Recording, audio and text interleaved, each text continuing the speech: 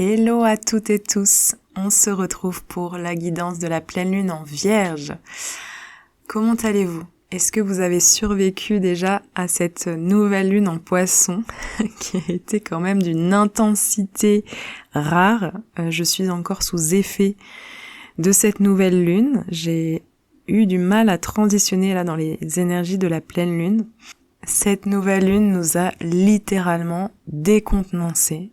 Pour moi, c'est comme si elle avait fait péter tous les cadres, tout notre contenant, comme si on n'avait plus de contour du tout et qu'on était complètement dissous dans l'atmosphère. Voilà, peut-être que vous avez cette sensation encore aujourd'hui. Ne vous inquiétez pas, la pleine lune en Vierge est là pour nous rassembler. Avant de rentrer un peu plus en détail, voilà, cette nouvelle lune a été très très très forte. Donc on a pu vivre beaucoup d'intensité au niveau mental, ça a pu vraiment pulser grave. Ça a pu être aussi une espèce de grande batucada émotionnelle. Notre système nerveux a été sursollicité, ça a été vraiment des montagnes russes et beaucoup de stimulation. On a pu se sentir vraiment très à fleur de peau, hyper sensible, hyper poreuse, hyper émotive, avec une grande vulnérabilité. Les rêves ont pu être très intenses aussi, avec des rêves super mystiques. Ça peut être encore le cas, mais on va transitionner en douceur dans ces nouvelles énergies avec cette pleine lune en Vierge. En quelques mots, elle nous parle de terre, de contenance, de pragmatisme, d'organisation, de matérialisation de notre vision, de recentrage sur nos priorités, de nouvel équilibre, de poser ses limites et d'être au service. Là, on va vraiment passer de nos eaux à notre terre. Avec cette pleine lune, on revient à la matière, à la terre, après des semaines qui ont été complètement immergées dans les eaux, où on a pu se sentir submergé. Et en même temps, on a vécu de grandes guérisons sur le plan émotionnel, beaucoup de libération. Et là, on va pouvoir se déposer dans de nouvelles énergies avec cette pleine lune qui vont nous apporter beaucoup plus de contenance, de cadre, de structure. Elle va venir comme ça contenir nos os et nous dire tout va bien. Ça va nous apporter vraiment beaucoup plus de sécurité. Cette pleine lune, c'est aussi un moment pour trouver un nouvel ancrage, pour vraiment redescendre dans la terre, redescendre dans nos racines, et on va ainsi retrouver beaucoup plus de calme et beaucoup plus de stabilité. Une pleine lune, c'est toujours un moment de travail intérieur, d'introspection, et là, ça met l'accent sur notre acceptation du réel, d'accepter notre réalité tangible avec ses limitations, ses contraintes, le poids parfois de la matière, de la densité humaine, de la complexité humaine. Et donc c'est à la fois réunir notre part poisson, notre part cosmique, avec l'aspect pragmatique de la Vierge. Il s'agit de réconcilier nos idéaux utopistes avec une vision réaliste. C'est réconcilier aussi en nous tout ce qu'on rejette de la matière. Et une pleine lune met vraiment la lumière à l'intérieur. Elle met la lumière là sur nos ombres qui sont en lien avec la matière. Donc on peut vraiment introspecter, regarder où est-ce qu'on en est dans notre rapport à la matière. Ce que j'appelle la matière, c'est tout ce qui est en lien avec le tangible, avec le concret, la réalisation professionnelle, avec l'argent, le quotidien, le foyer, l'administratif, la santé physique, etc. Prenez-le comme ça vous parle. Il y a peut-être encore certaines choses que vous rejetez de la matière ou qui sont confrontantes ou vous bloquez. Peut-être que vous avez une aversion pour le cadre, les règles, les limites, l'organisation, la planification.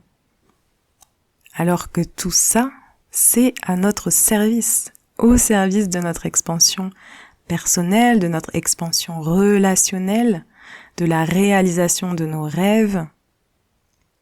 Pas de matière, pas de réalisation en fait. C'est tout bête à dire, mais c'est réel. Si on n'a pas encore bien intégré tous les aspects de la matérialité,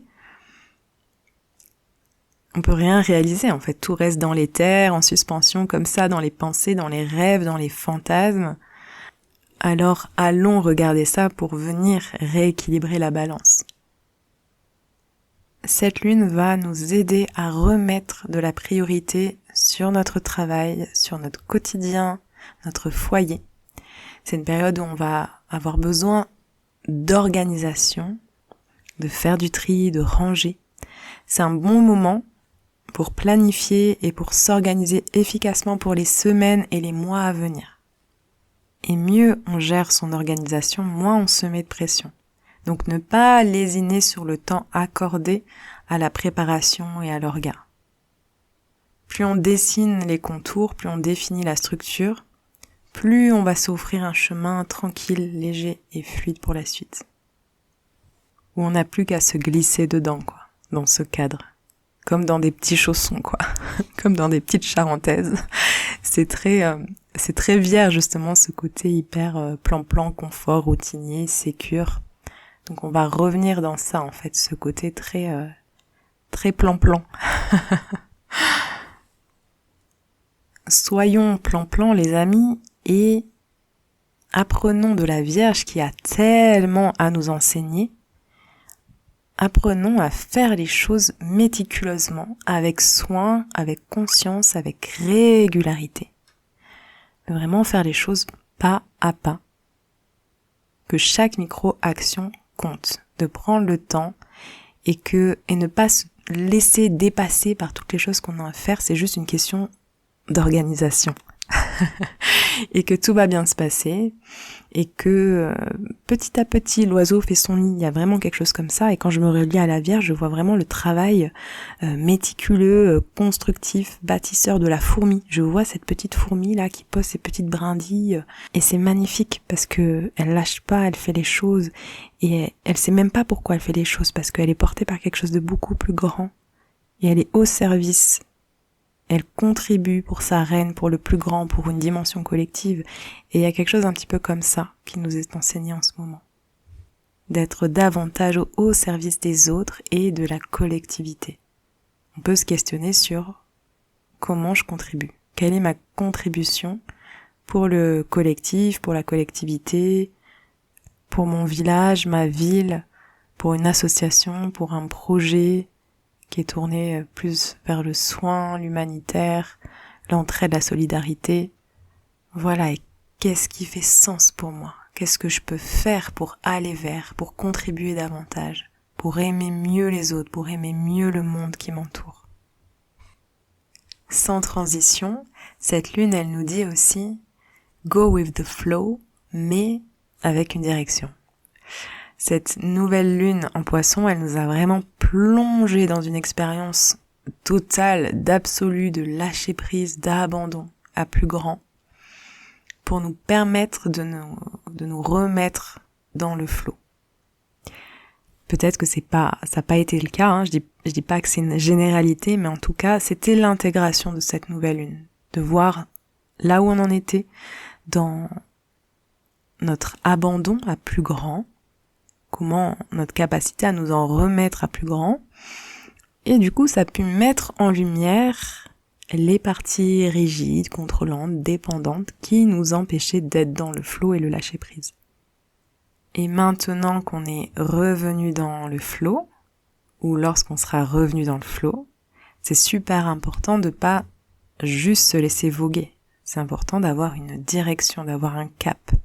Et la Vierge nous amène à tenir la barre de notre bateau, fermement mais avec souplesse, et nous rappelle que c'est nous qui sommes le capitaine de notre bateau.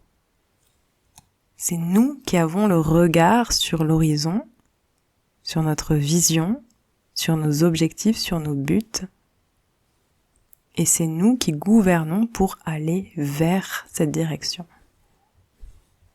cette pleine lune va aussi nous aider à matérialiser notre vision. Elle va nous permettre d'allier la création de notre vision à la concrétisation de cette vision. Le travail de ces dernières semaines, avec la nouvelle lune en Poisson, c'était de s'offrir un espace pour rêver, de plonger dans notre âme pour laisser émerger notre vision pour le printemps. Les questions que je vous avais partagées d'introspection pour cette nouvelle lune étaient: quelles sont mes envies pour le printemps? Qu'est-ce que j'ai envie de vivre, de partager, de m'offrir? Quels rêves j'ai envie de réaliser? Qu'est-ce qui serait le plus vibrant, le plus lumineux pour moi? Voilà, et à partir de ça, qu'est-ce qu'on fait? Le step numéro 2, c'est projection de la vision dans le tangible. Qu'est-ce que je mets en place pour réaliser ma vision? Dans votre vision d'ailleurs, vous avez peut-être plusieurs projets, plusieurs priorités. Donc une fois que tout ça est bien défini, organisez-vous pour chaque projet, priorité. Définissez des objectifs clairs, des actions concrètes pour les réaliser.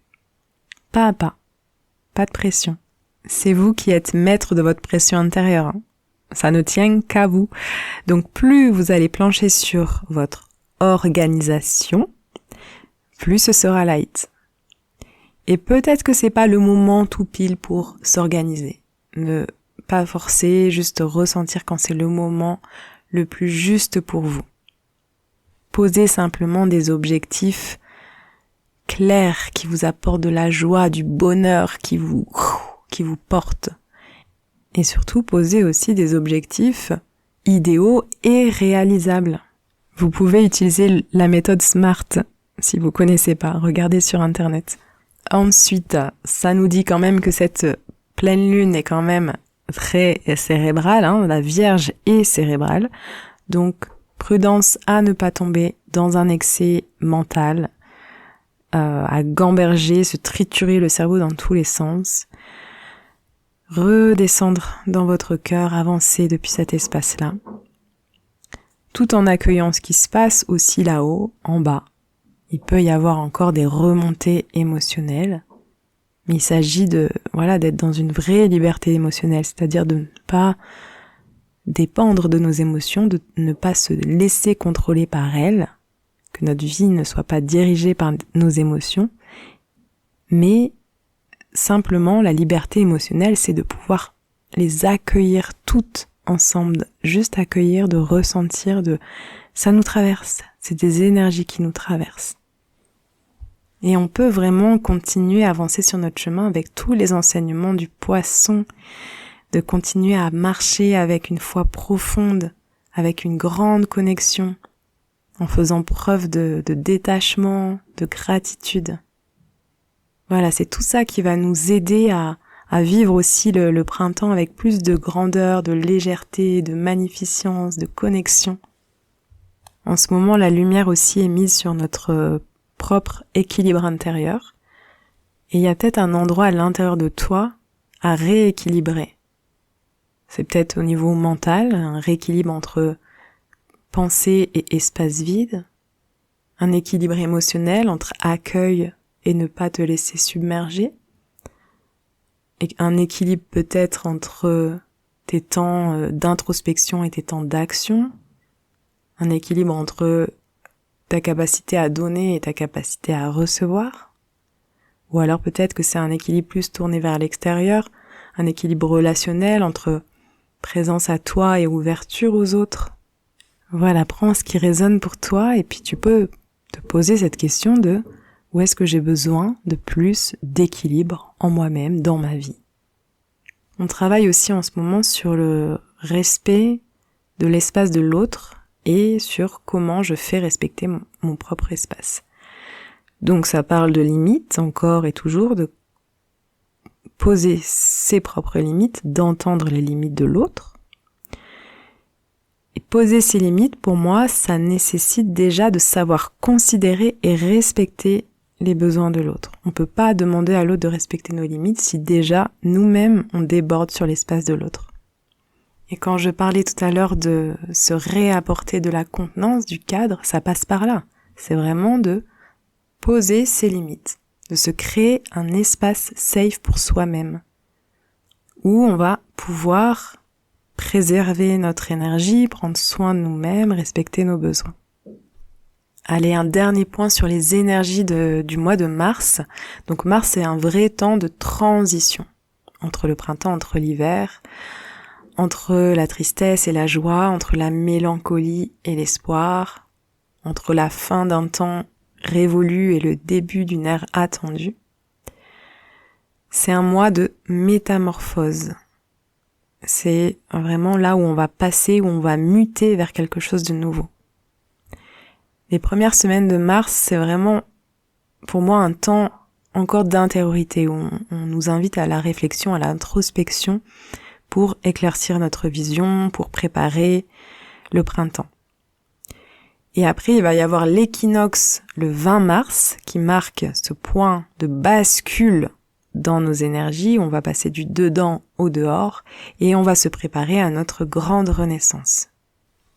Le mois de mars, c'est vraiment l'image de la lumière au bout du tunnel. On a fait une grande traversée hivernale et là, on va pouvoir rejoindre cette lumière et revenir à la vie, se reverticaliser dans notre lumière et s'ancrer dans l'amour à la fois verticalement et horizontalement. Ça peut être aussi un bon moment là pour faire des rituels de purification, de venir nettoyer tous les miasmes divers pour laisser en nous la place à la nouvelle lumière de couler. Donc on peut se faire des détox de pré-printemps pour nous préparer en douceur à fleurir à nouveau.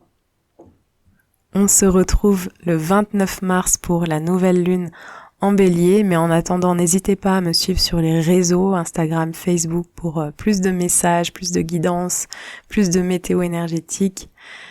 Je vous souhaite de belles semaines de mars. J'espère que ce mois sera un tremplin pour vous élancer, oser vous lancer, donner naissance à un nouveau projet, être pleinement vous-même, rayonner qui vous êtes avec amour et confiance. Et si vous êtes dans les Cévennes, il y a 2 dates, le 23 mars pour une séance de purification d'équinoxe avec sauna, bain froid, breathwork à Cross, et le 29 mars, c'est une journée avec Sophie Aubert, Ecstatic Dance, breathwork pour la nouvelle lune en Bélier.